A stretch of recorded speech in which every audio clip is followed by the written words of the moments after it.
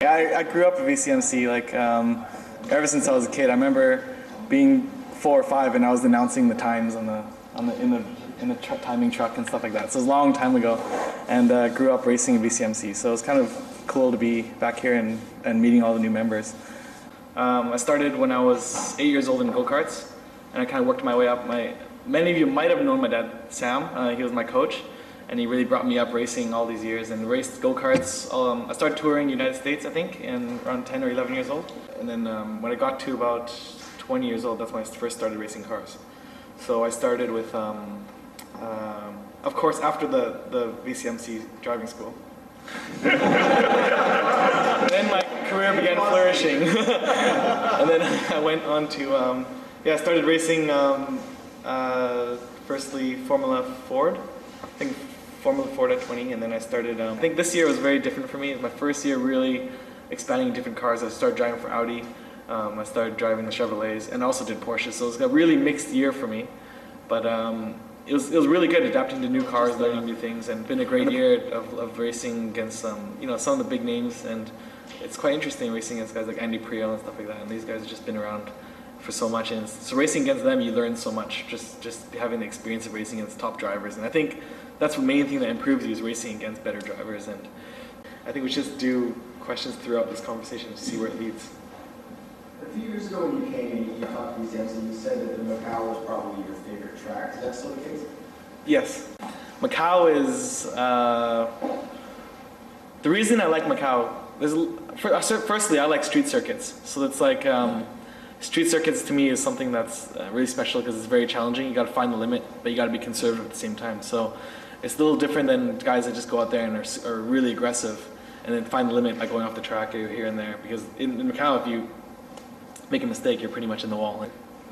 You touched on it briefly. If you're going to Bathurst, what do you do to learn a new track? Actually, I joke about Gran Turismo, but it's a really good way to learn circuits. And because they're really, like, the data they use now, it's really similar. What's your position on the place of making contact?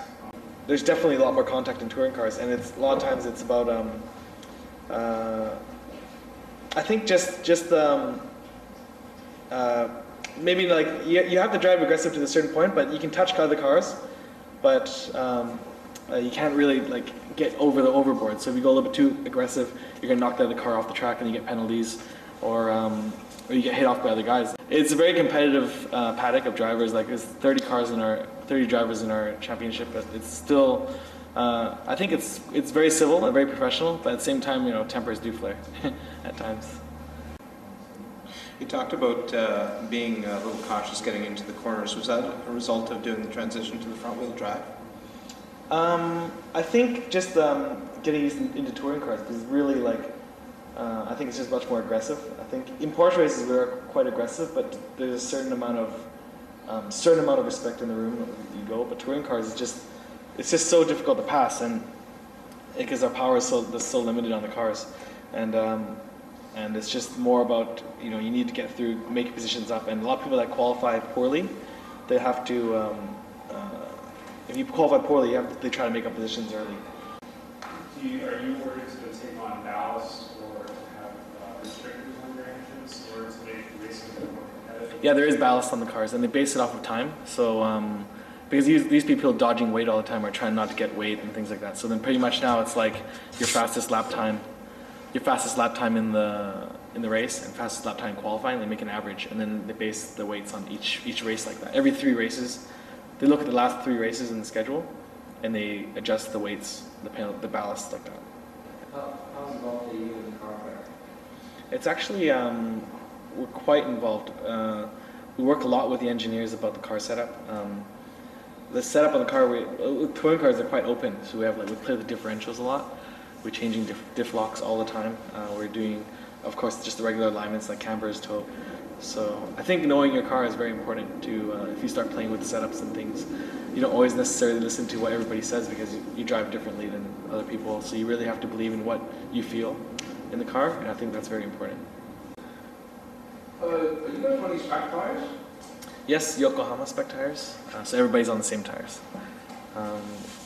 For the touring cars. And we get into GT racing, The factory teams, we run confidential tires, which are every tire manufacturer nominates certain cars. So BMW runs under Dunlops, and then Porsche. Some teams run under Michelin, some run under Pirelli.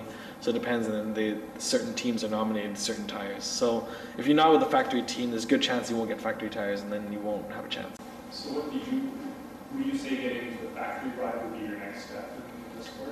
Yeah, it's definitely, you're always trying to align with manufacturers, and it's hard to get into that, but if you really stick around with it and keep it going, then you get the experience, and when time comes, then you'll be the experienced one, you'll get in the seats. So, like I say, I work with a lot of sponsors. I have a lot of, I think I have about, in general, overall about 10 to 12 sponsors, something like that, and some bigger than others, and different championships. So some focus on Asia more, some focus on Europe, and some it's kind of broad. So it's really ongoing work with sponsors. So it's not, half the work is on the track, half the work is off the track. So it's like a lot of events and media and a lot of things like that. I have some people helping me. I have an assistant and some PR people, and I have a manager that's kind of more like someone to throw ideas around with and work with that. But at the end, I think sponsors like personal relationships. So Darryl, how do you physically train for the driving and the racing? I do a lot of cardio. And we do some light weights, but not so much. We do mainly like high, they call it high reps stuff. So don't really do heavy weights. We do lightweight training and kind of do more reps. So we get endurance strength built up.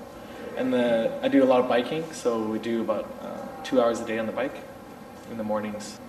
You talked about the physical preparation. What about the mental preparation that's involved in staying focused? I think experience helps a lot there. I think that helps you focus a lot. The usual stuff is I think this helps in autocross, a lot of mental preparation, like visualization. That helps a lot, especially for us in qualifying. We need to do a lot of it because we have one lap. We pretty much outlap, and you have to nail your best time right there. And if not, your tires won't be as good after the first lap. Like the first lap is definitely the best for the tires. So I think in autocross, it's the mental preparation is the key, because you only get that one chance to do time.